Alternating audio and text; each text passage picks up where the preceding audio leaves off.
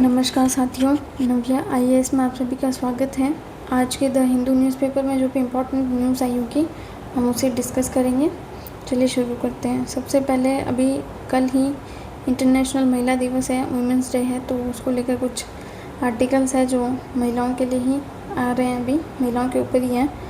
तो आज भी एक आर्टिकल देख लेते हैं। Balancing innovation with women's digital safety. जो नवाचार हो रहा है उसमें महिलाओं की डिजिटल सुरक्षा भी बहुत ज़्यादा ज़रूरी है। उसको लेकर है कि 8 मार्च के अवसर पर यह ज़रूरी है कि हम एथिकल एआई और महिलाओं की डिजिटल सुरक्षा पर ध्यान दें।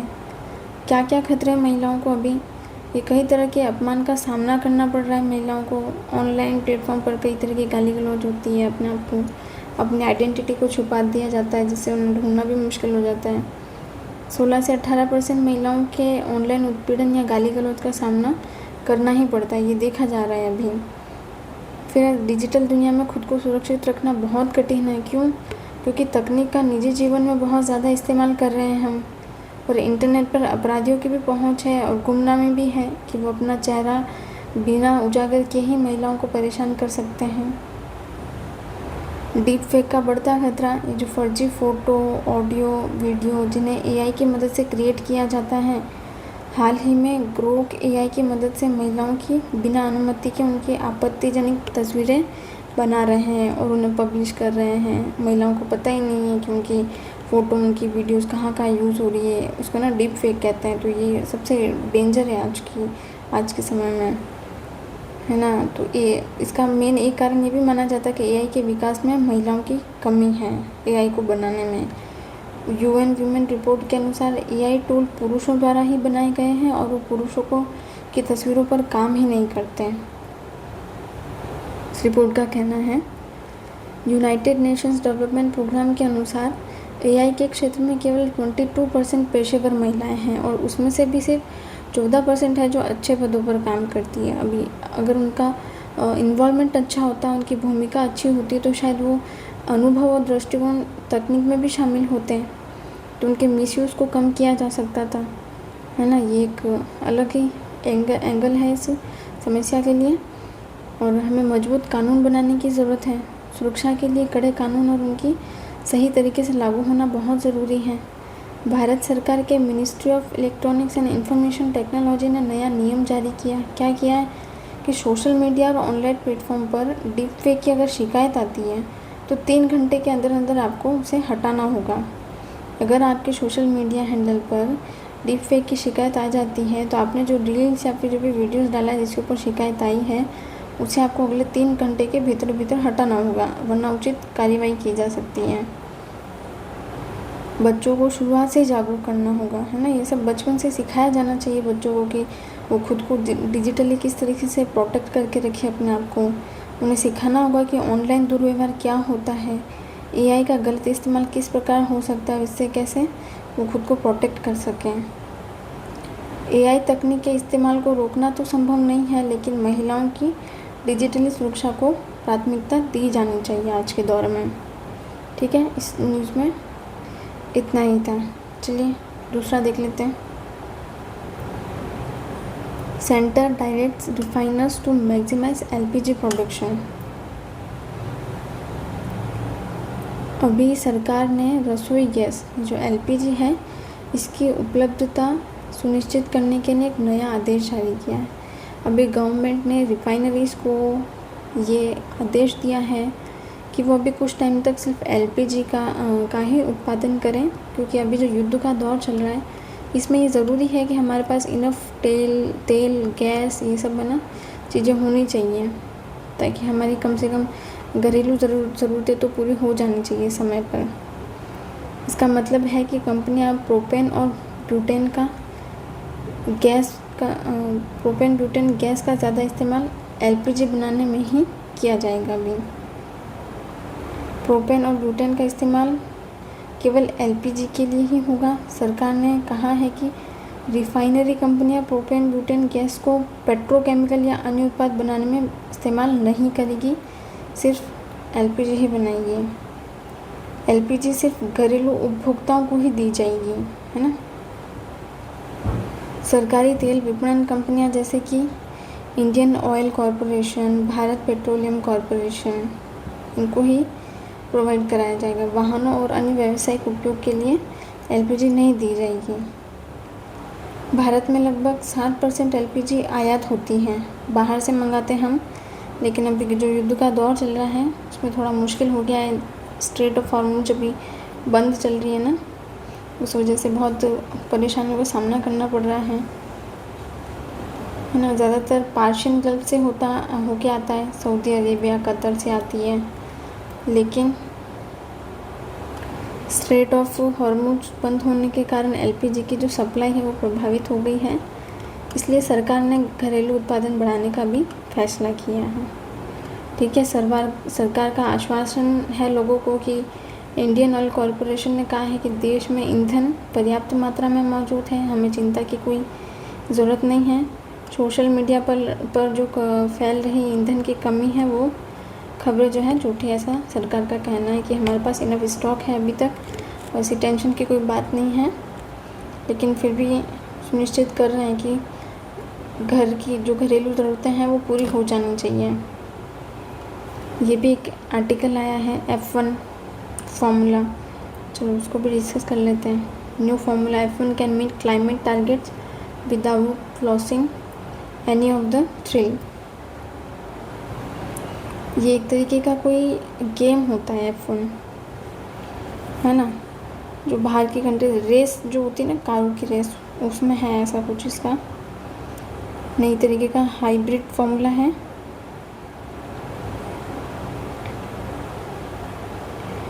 ना। F1 एक खेल है जिसका मुख्य उद्देश्य रोमांचक रेस कराना है। कारों की रेस होती है। दर्शकों को सबसे ज़्यादा मज़ा तब आता है जब ड्राइवर अपनी कारों को हाई स्पीड पर चलाते हैं, लेकिन इतना पॉसिबल भी नहीं होता है ड्राइवर्स के लिए कि इतनी स्पीड को मेंटेन कर पाए बहुत लंबे टाइम तक, है ना। तो इसलिए उनका कहना था कि नई तकनीक के कारण कारों में ऊर्जा की कमी महसूस होती है और वे हर समय पूरी क्षमता से कार नहीं चला सकते। क्या है ये देख लेते हैं एक बार। F1 में नया पर्यावरणीय लक्ष्य। फार्मूला 1 ने 2019 में घोषणा की थी कि वह 2030 तक नेट ज़ीरो कार्बन बनाने का लक्ष्य हासिल करेंगे ताकि मोटर स्पोर्ट्स को अधिक पर्यावरण अनुकूल बनाया जा सके। सही बात है। 2026 में नया हाइब्रिड इंजन फार्मूला क्या लाया गया। F1 की नियामक संस्था FIA ने 2026 में नया इंजन नियम लागू करने की घोषणा की। क्या होगा, 50% जो है शक्ति पारंपरिक इंजन की होगी और 50% जो है वो इलेक्ट्रिक मोटर से मिलेगी इंजन को। ठीक है, ये इनका एक नया नियम लागू किया इन्होंने, नया फॉर्मूला लेकर के आए लोग। सस्टेनेबल फ्यूल का उपयोग होगा।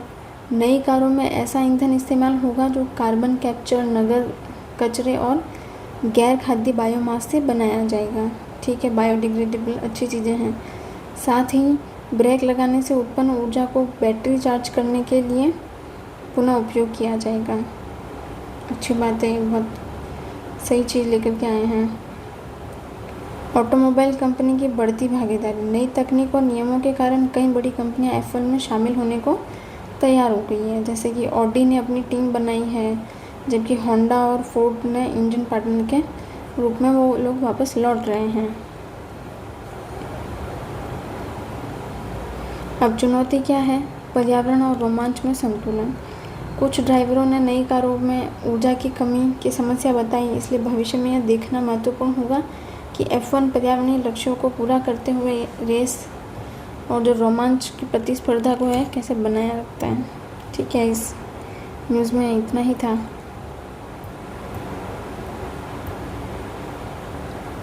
चलिए जो छोटी छोटी न्यूज़ है उनको देख लेते हैं कि अमेरिका ने भारत को 30 दिन तक रूसी तेल खरीदने के लिए अलाउ कर दिया है। देखो, अमेरिका ने भारत को अगले 30 दिन तक रूस से तेल खरीदने की अनुमति दी है। यह आदेश क्या था, किससे पारित हुआ, स्कॉट बेसेंट ने जारी किया।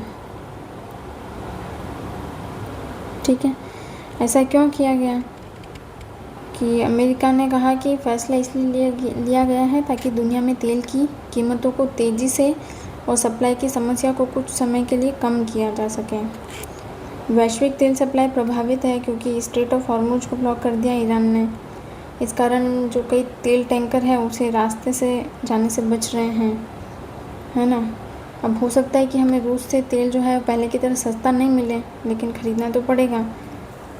फ़िलहाल हमारे सरकारी सूत्रों का कहना है कि फ़िलहाल हमारे पास 25 दिन का पर्याप्त ऑयल रिज़र्व है, हाँ, पेट्रोल डीजल सब हमारे पास है 25 दिन का। तुरंत कोई बड़ी समस्या हो नहीं सकती है, लेकिन फिर भी ब्रेंट ऑयल की कीमत लगभग $88 प्रति बैरल पहुंच गई है। करीब 20% की इसमें बढ़ोतरी को देखा गया है।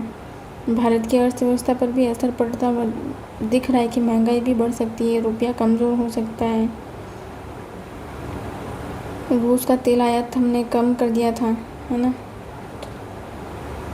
अमेरिका से बढ़ा दिया था, तो अमेरिका ने अभी उसका महत्वपूर्ण साझेदार है भारत का, और वह उम्मीद करता है कि भारत भविष्य में अमेरिका से तेल की खरीद बढ़ाएगा।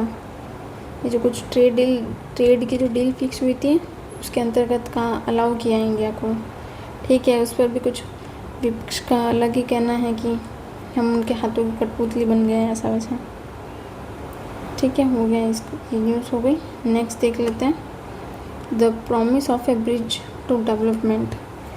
ये ओडिशा की न्यूज़ है।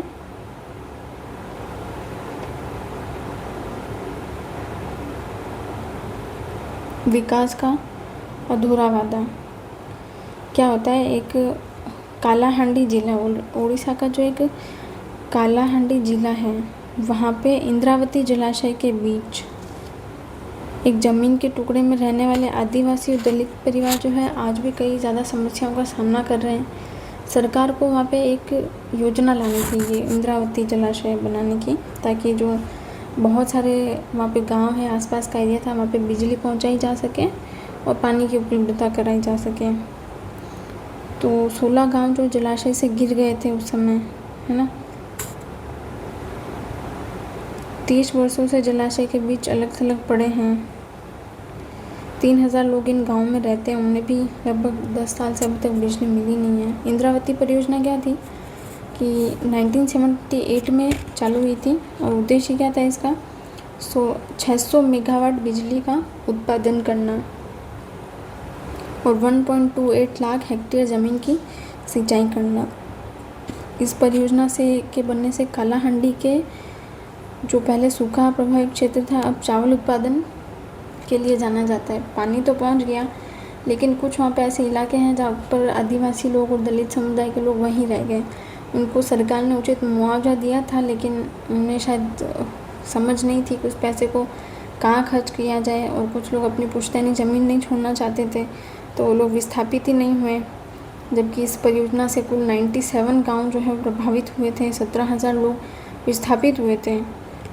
कुछ को मुआवजा में भी नहीं मिला होगा, जिन्हें मिला वो गए नहीं और वहीं पर रह गए, तो है ना। फिर अभी उन्हें समस्याओं का सामना करना पड़ता है कि ब्रिज नहीं है, नाव ही एकमात्र सहारा रह जाती है। 2016 में जाकर बिजली पहुंची, बिजली तो जो है वो आई ही नहीं। इस परियोजना के 20 साल बाद बिजली गाँव वालों को मिली और हज़ारों किलोमीटर दूर तक बिजली भेजती है। सड़क की स्थिति बहुत ख़राब है, सिर्फ 300 मीटर तक ही पक्की सड़क है, बाकी रास्ते कच्चे हैं। 30 सालों में लगभग 250 लोग इस नाव दुर्घटना में डूबकर अपनी जान गंवा चुके हैं। सरकार ने कई बार पुल बनाने की योजना बनाई, जैसे केंदुगुड़ा से सीकाकुची घाट तक 54 करोड़ रुपए का पुल, बी चेप्टा घाट में छोटा पुल, गुट्टू खाल और टेंटोली दारू के बीच बेली पुल। ये सब गवर्नमेंट के प्रोजेक्ट्स रहे हैं, लेकिन इन पर काम नहीं किया गया। ये